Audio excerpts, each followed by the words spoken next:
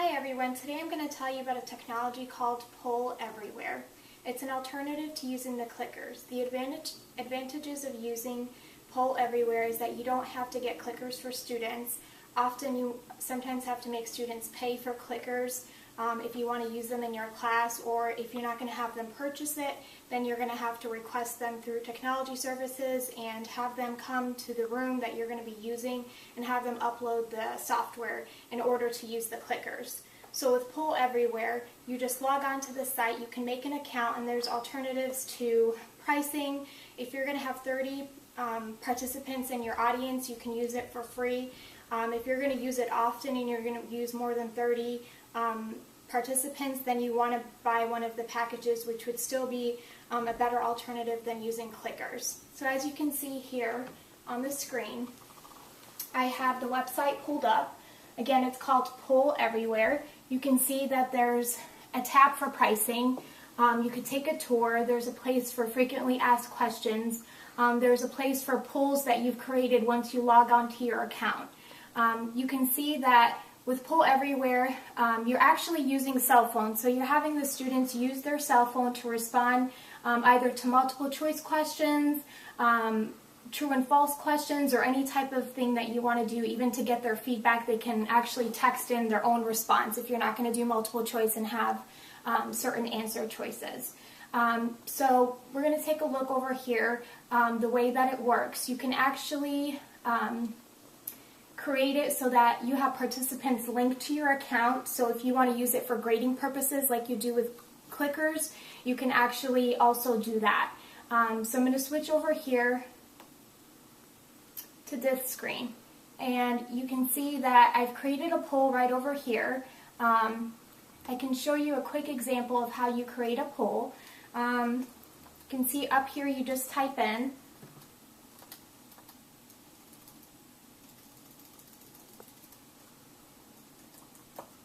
so what is your favorite color, and you actually type right after it the answer choices.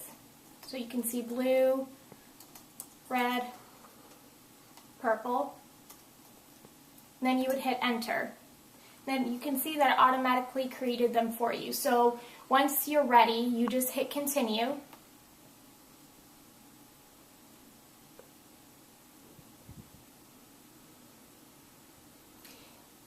And it starts a poll. So you can see I'm going to show you right now how it works. I'm going to go ahead and text, and you see up here it says texted code to 3760.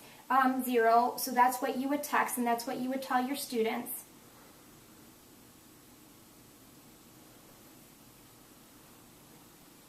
And then you text in the code of the response that you want to give. So I would put in 19238 because that's the color that I like, and that would be my response.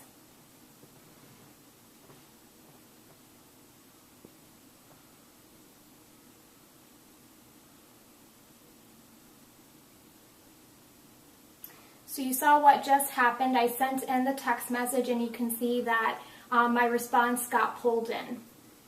And what the text message says is, we noticed it's your first time participating. FYI, your phone number is completely private and will never spam you. Powered by polleverywhere.com. As I mentioned, you can actually do a participants list and link participants to your account and to any particular poll. I can show you right over here how you can do that. So with participant reporting and registrations, you can have participants, whether it's students, employees, or anyone, maintain their own login, and they're going to be linked to you. Participants can respond with more than one device if they prefer, with their mobile phone, text messaging, smartphone, desktop, laptop, or any web-enabled device. So they can actually respond to the poll on their computer as well. It doesn't have to be a cell phone. You can restrict any of your polls to only accept responses from your registered participants. You can skip using a free text poll to ask participants to identify themselves. They can register on their own. Participants can be identified by their name, a student or employee ID, email, or whatever you choose. You can see over here with reports, you can actually again, grade students, assess student performance, automate attendance, and import responses into course management software. You can view responses of multiple polls side by side. You can download the results of many of the polls at once into a single spreadsheet. With response timelines, you can visit the responses received over the entire lifetime of a poll, even after you've cleared a poll. You can compare sets of data collected on a poll over time. And you can see over here they have a video of how you can do some of this. The reporting feature lets you correlate people's responses, or in other words, see how people responded across multiple questions. So let's say you did a warm-up question and asked people to text in their name. If they see their name on your PowerPoint slide, they know it's working. Tom's responding using text messages, Dick is right here using this computer, and Harry is on his BlackBerry's web browser. Now, since Poll Everywhere doesn't give you the phone numbers of the people voting, you can instead just ask for them, because it's important for your audience to trust you. And it looks like one of the 3 people in our pretend audience here doesn't feel like sharing it, which is fine.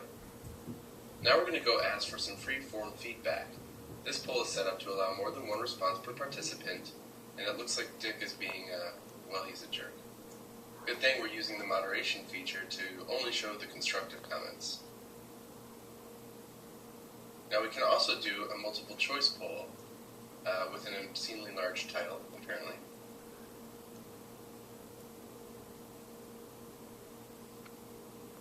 And we'll finish asking for an email address in exchange for a chance to win a prize. So the event is finally done. Let's go generate a report. We can find our polls quickly by name, throw them up into the report,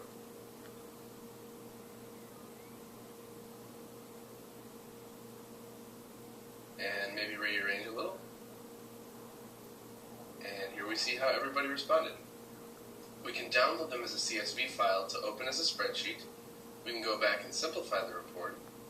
And we can also show when the responses were received. Remember how the feedback poll allowed more than one response? This is how Dick's 2 responses on the feedback question would show up. Well, that's it. Thanks for watching, and now you know how to use our reporting feature. So as you saw a brief video of some of the reports and how you can monitor the responses to your polls, you can use it for grading purposes or just to gauge what your student responses are if you just want to do a brief assessment that's not really graded to see where your students are at. This would be a good technology to use in your classroom.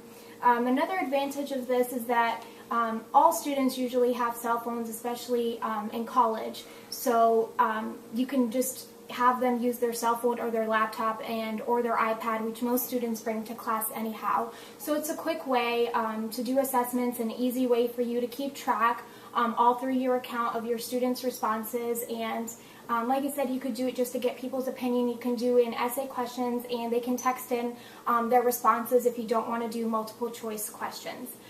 You can see under settings that you can create your account information, put in your mobile number, and link people to your account. Then going back to polls, you can see that I have another poll going on, which is not a stage of PAJ's cognitive development. So again, you can see I already have one response. To show you again how the response is received and how it gets displayed on the screen, I'm going to text in a response.